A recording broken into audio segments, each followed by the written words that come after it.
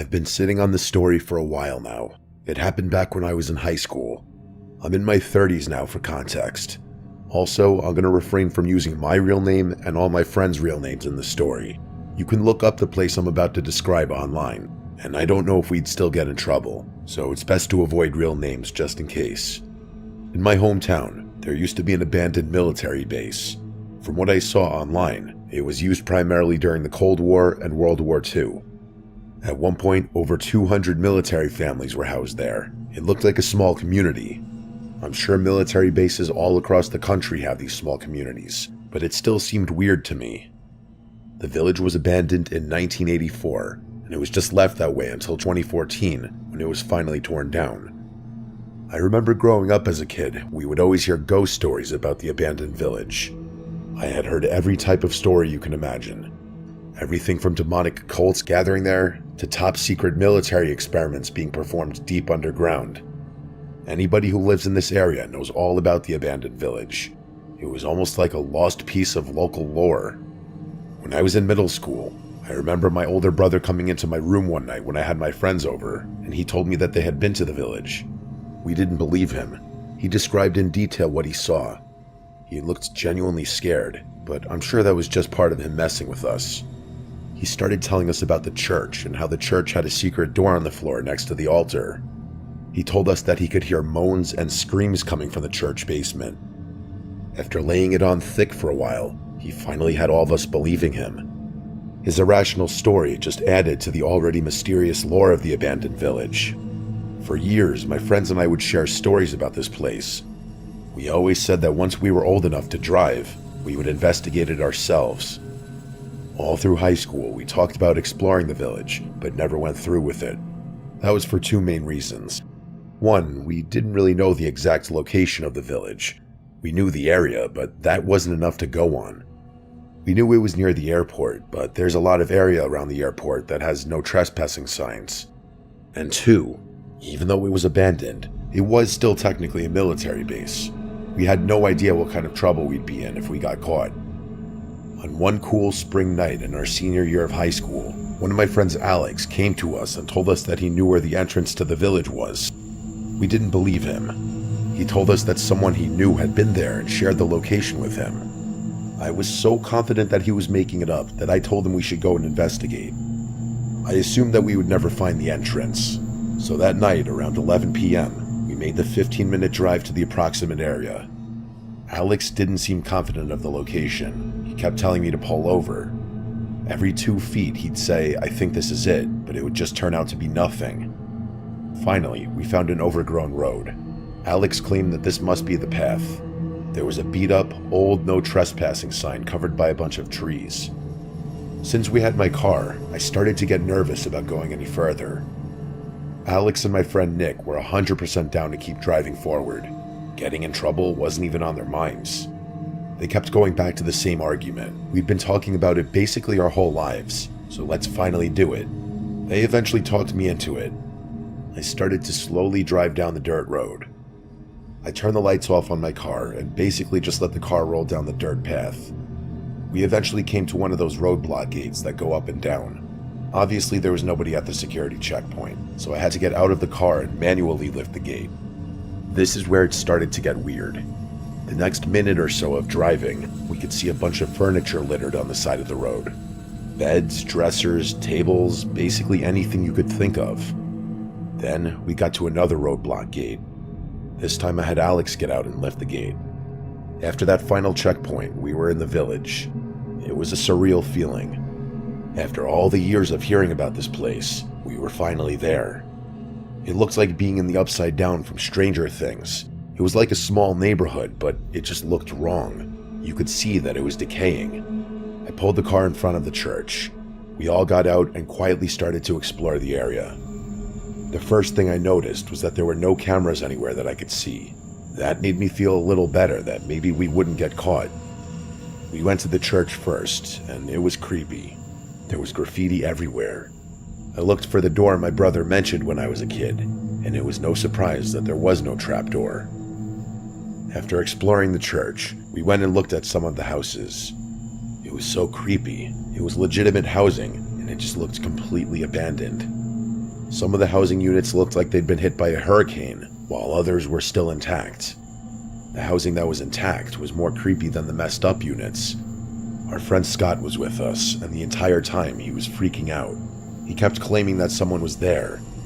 Scott was always afraid of something. We kept telling him that it was just because of the nature of what we were doing, that his imagination was probably playing tricks on him. While in one of the houses, we all stopped abruptly because there was an unnatural sound. What I mean is that it didn't sound like a typical noise a house makes. I asked my friends if they had heard it, and they all had. It sounded like wood creaking, like the sound it would make if someone were walking on the wood. Instead of continuing to listen, Alex shouted asking if anyone was there, and the noise stopped. We all stood in that house for a minute trying to talk about what we had just heard. I truly didn't know. Alex and Nick were sure that it was just an old abandoned house making noises, not Scott. He was sure that we weren't alone. Either way, I told the group I wanted to leave. I had such an uneasy feeling being there, and I just wanted to go home. I could tell Alex and Nick wanted to stay. Since I drove, I told them that we were leaving. While we were heading to the front door, Scott jumped back suddenly. He quietly pointed to one of the windows on the side of the house. 3 shadows can be seen moving on the outside of the house that was next door. We all became dead silent. Those were clearly the shadows of heads that were moving just outside the window. As quietly as I could, I stepped over to the window and looked outside. I could see the shadows move just out of sight into the backyard of the house we were inside. I whispered as quietly as I could that we needed to make a run for the car. Everyone nodded. Without thinking, we all just sprinted right out the door and in the direction of my car. Once the car was in sight, Scott, who was in front of us, screamed at the top of his lungs. We all looked, and standing next to the back seat of my car was a tall woman with a disgusting old black dress on. She had the back door open, and it looked like she was about to get into the vehicle because one leg was already halfway into the back seat. When she heard Scott scream, she let go of the door and ran inside the church. We continued running towards the car. When we got there, I looked in the back seat, and thankfully, nobody was back there. We got into the car and drove off as fast as we could. I remember going so fast that I lost control on the dirt and almost crashed the car. That night, we shared stories about who we think we encountered. The most obvious answer is that those people were likely homeless in some capacity and using this abandoned facility as a shelter. All of that makes sense, except for why that woman would be trying to get inside my vehicle.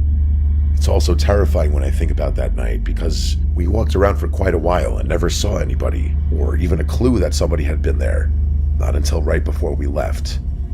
Even though Scott claimed that he heard something weird, I still think that was just his imagination at that time. Years later, I started telling my girlfriend this story. She said we should look it up and see if it's still there. That's when I realized that it had been torn down in 2014. It's wild that there's so much more information on it now. Growing up, we constantly tried looking stuff up about that place, and there was nothing. Because of that, it added more to the mysterious lore of the abandoned village. I'm just happy we left when we did, and that Scott screamed when he saw the tall woman. If we had been 10 seconds later running to the car, who knows how this night could have ended.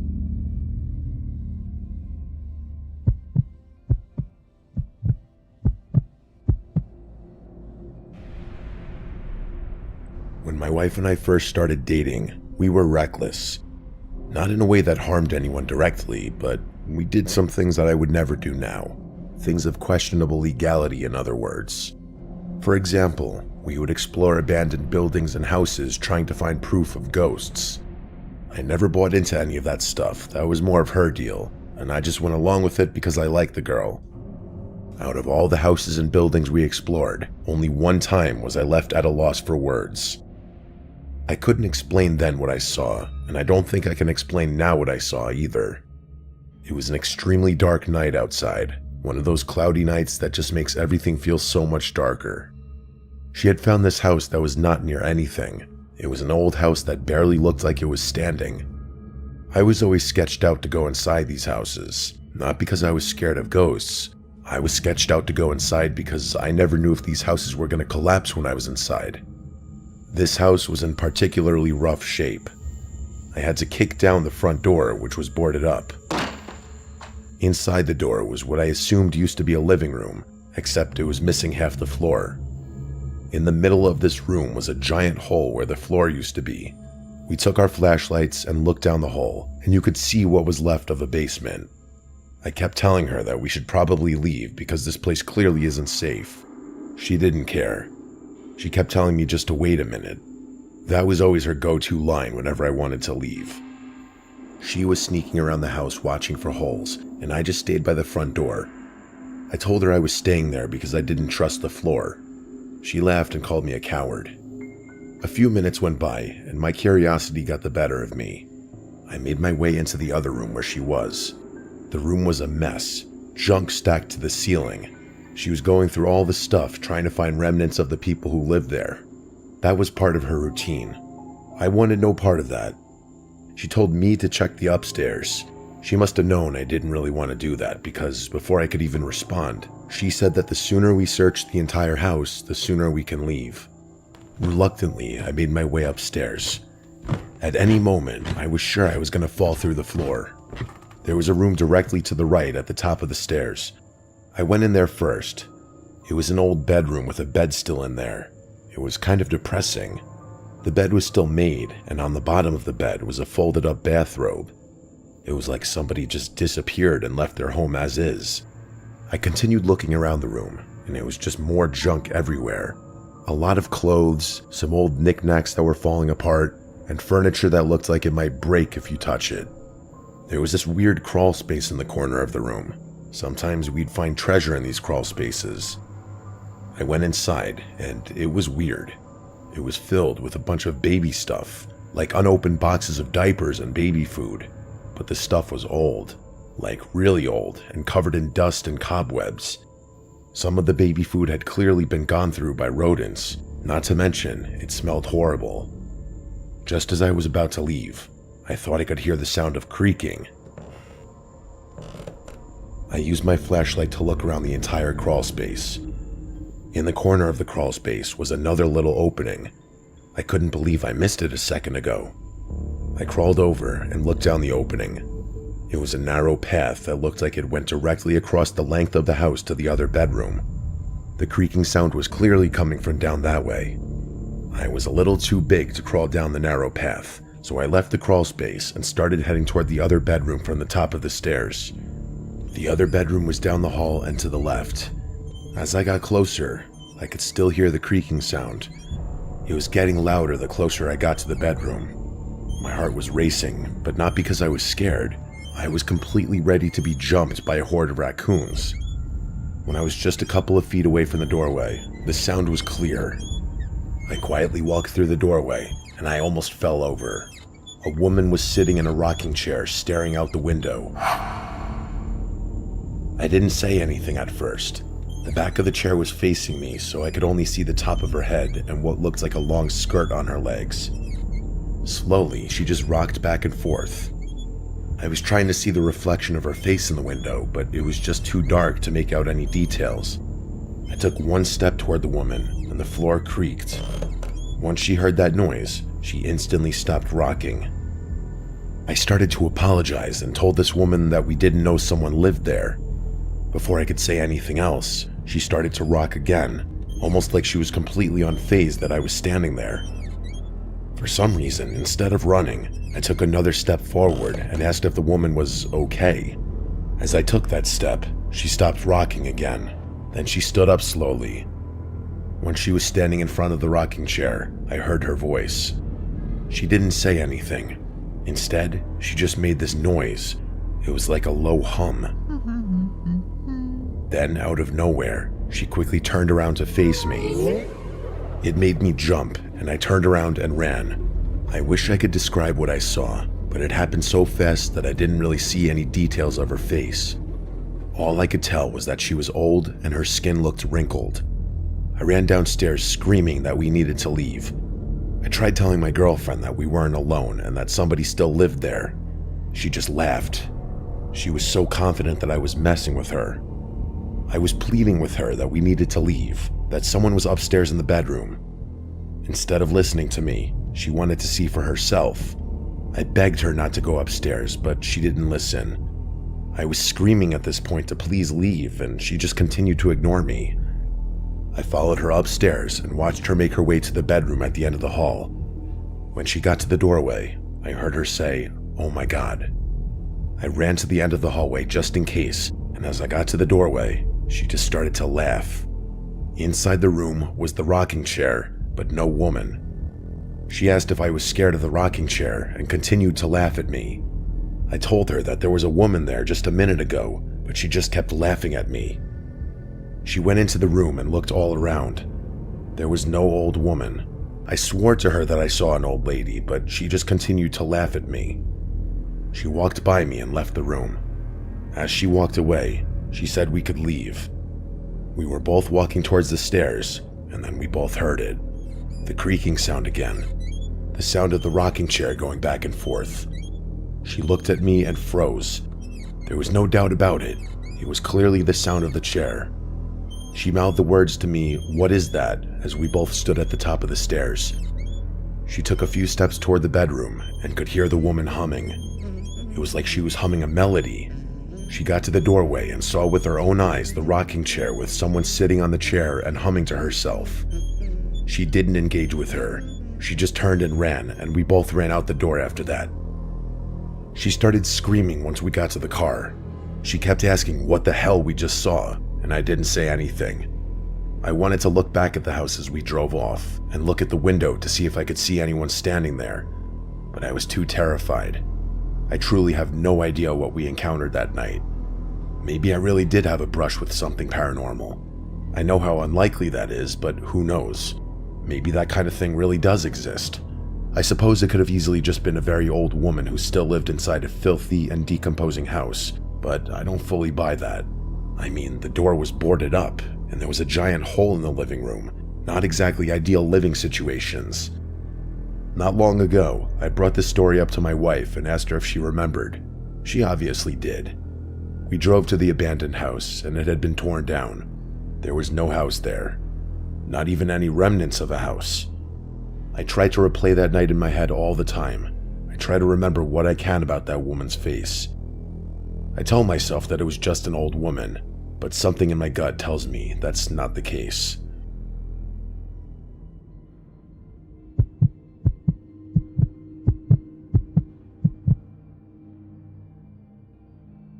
When I was in middle school, my family and I moved to a new house.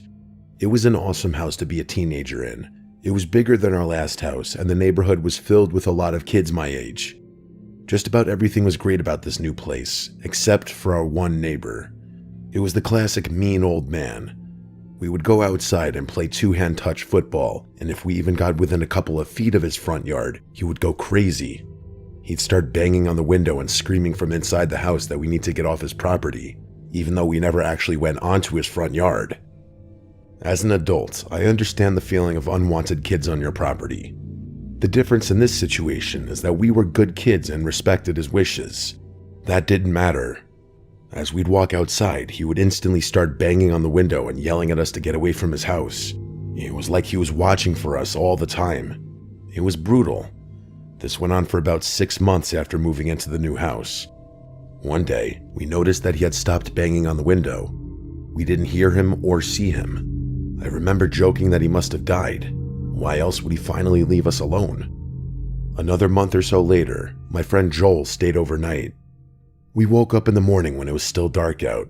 I don't recall the exact time. We heard a bunch of commotion coming from next door, and we could see siren lights shining through the window. We got up and looked out the window, and right at that moment, we saw 2 people bringing out a zipped-up body bag. We knew right away what we were looking at. I remember feeling a little messed up by this. I'd seen this thing a million times in movies, but never in real life. I'll never forget that feeling of guilt. We were joking about this guy dying, and he really did pass away. I couldn't stop thinking to myself that he must have died over a month ago, and they just now found him. I didn't know that for sure, but something in my gut told me that was the case. After the old man's death, the house remained empty. Well, not completely empty. I guess the correct answer would be abandoned. All the old man's stuff remained in the house, and the house just lay uninhabited for years. Apparently, the old man did have one son, but he lived in another state and didn't even bother to come back after his father passed away. It's actually sad when you think about it. Over the next few years, I would sometimes stare out my bedroom window and just look inside the abandoned house. His house was directly next door, and from my bedroom window, you could clearly see into the house.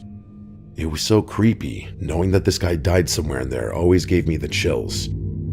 For the next few years, I would always joke around with my friends. I would tell them that the place was haunted.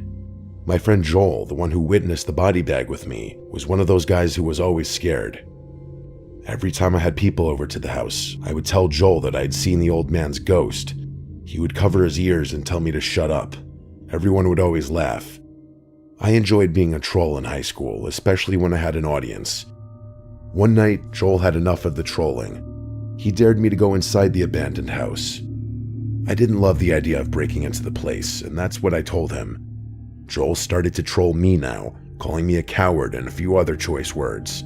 I thought about it for a second, and I honestly didn't think it would be that big of a deal if I took a quick stroll through the old guy's house. It had literally been empty for a few years at this point. Nobody would even notice if I broke in. I made my way over to the house. I tried to walk inside, hoping that maybe the door was unlocked. Of course, it wasn't. I tried kicking the door down, but I weighed about 130 pounds at the time, so the door was not budging. Next to the front door was a small window. I tried to pry it open from the outside, but to my surprise, it wasn't locked. It slid open easily. I looked back one time just to make sure nobody was watching me enter the house through the window, and then I entered. The first thing I noticed when I entered the house was the smell. It literally smelled like death. I started to gag. I had to put the collar of my shirt over my nose. In addition to the smell, it was creepy in there. Everything was exactly how this old guy had left it. In the living room next to his recliner was a book with a bookmark still in the middle of the book. I made my way to the kitchen, and that's where the smell was the worst.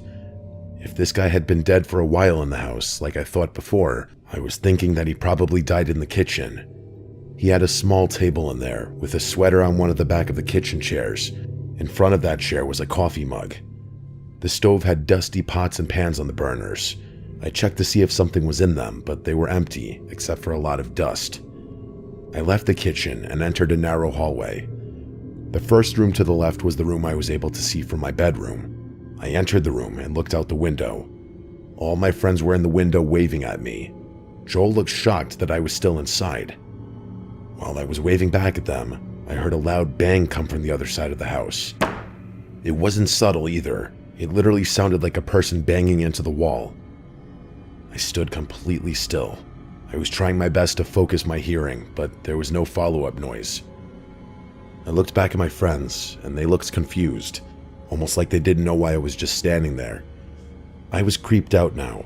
Just the weirdness of this entire situation had me feeling off.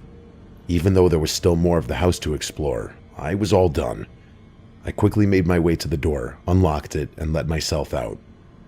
When I got back inside my house, I told my friends about what I saw and how terrible the smell was.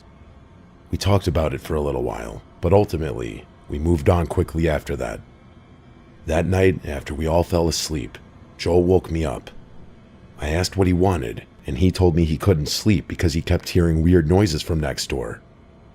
I dismissed him right away and told him to go back to bed. I tried telling him that his mind was playing tricks on him because of what I told him about the noise. He didn't say anything.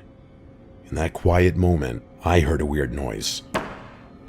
Joel perked up and told me that's the noise he kept hearing every few minutes. I admit, it was weird. It was like two loud knocks. I sprang up and looked out the window toward the old man's house. It was dark, and I could barely see anything. Joel looked terrified and asked what was standing in the doorway of the old man's room, the room I had been in earlier. It looked like a silhouette of a person. I dismissed it at first, telling Joel it had to be a coat rack or something. Then Joel became erratic. He screamed no way. He swore that he had just seen the silhouette move. His erratic behavior woke up my other friends.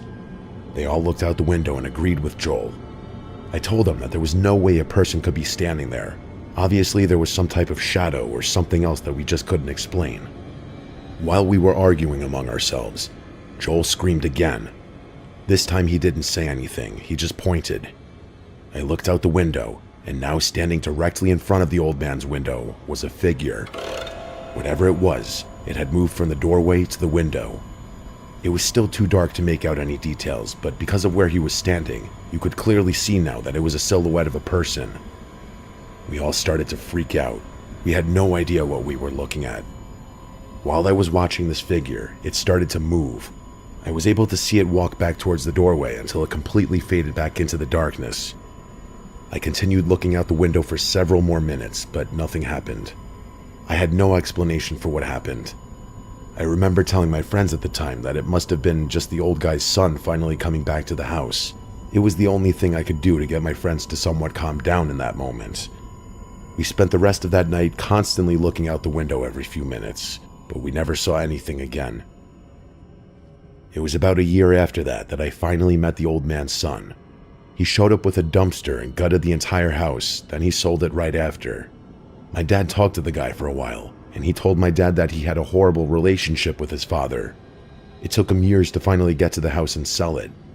To this day, that is still the most terrifying thing that I've ever seen with my own eyes. I'm happy that I had several witnesses with me that night who all saw the same thing as me. I know sometimes our minds can play tricks on us, so it's validating to have other witnesses who saw the same exact thing. My friends and I still try to get together once a year, even though we all live in different states now. Every time we're together, this story comes up again. I have no idea what I saw in that old man's abandoned house that night. I'm sure there's a rational explanation for what we saw, but I just have no idea what it is.